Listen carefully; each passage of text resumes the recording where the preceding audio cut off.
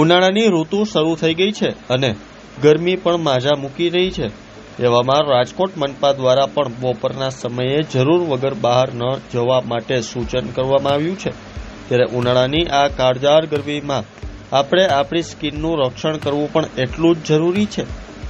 ત્યારે જાણીએ શું કહે છે સ્કિન સુપર સ્પેશિયાલિસ્ટ ડોક્ટર શ્રદ્ધા હોસ્પિટલમાં સ્કિન કેર વિભાગમાં ફરજ બજાવતા અને સ્કિન સ્પેશિયાલિસ્ટ ડોક્ટર ચેતન લાલસેડા જણાવે છે કે દરેક વાતાવરણની અસર આપણી સ્કિન ઉપર થતી હોય છે।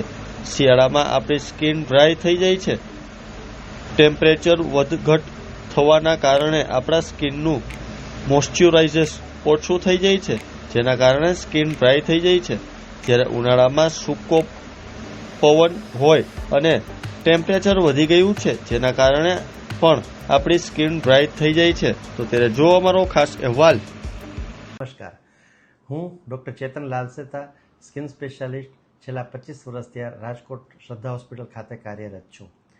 મિત્રો, ઉનાળાની શરૂઆત થઈ રહી છે અને અચાનકથી જ થઈ ગઈ છે, તો એની ચામડી ઉપર શું અસર થાય તેના વિશે થોડી માહિતી આપવા માગીશ।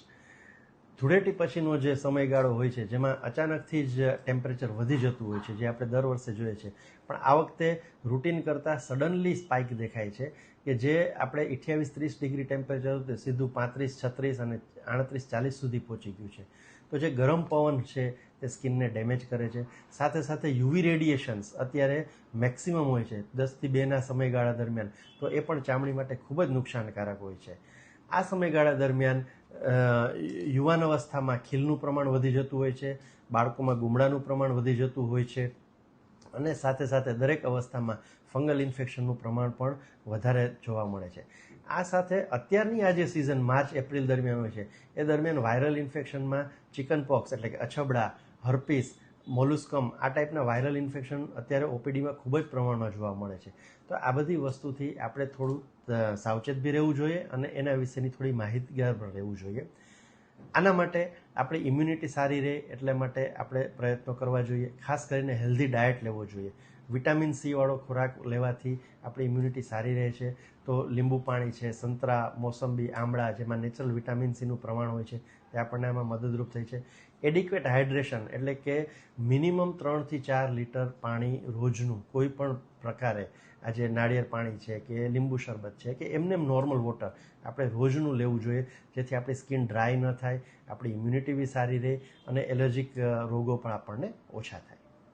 એ સિવાય આપણે જે ક્લોથિંગ્સ પહેરીએ છીએ, બરાબર છે, એ સુતરાઉ, કોટન અને ખુલતા કપડાં પહેરવાનું રાખીએ, આખા કપડાં પહેરવાનું રાખીએ, કવર કરીને રાખીએ અને જરૂર પડે તો સનસ્ક્રીનનો પણ ઉપયોગ કરવો જોઈએ। દરેક એજ માટે સનસ્ક્રીન જરૂરી છે।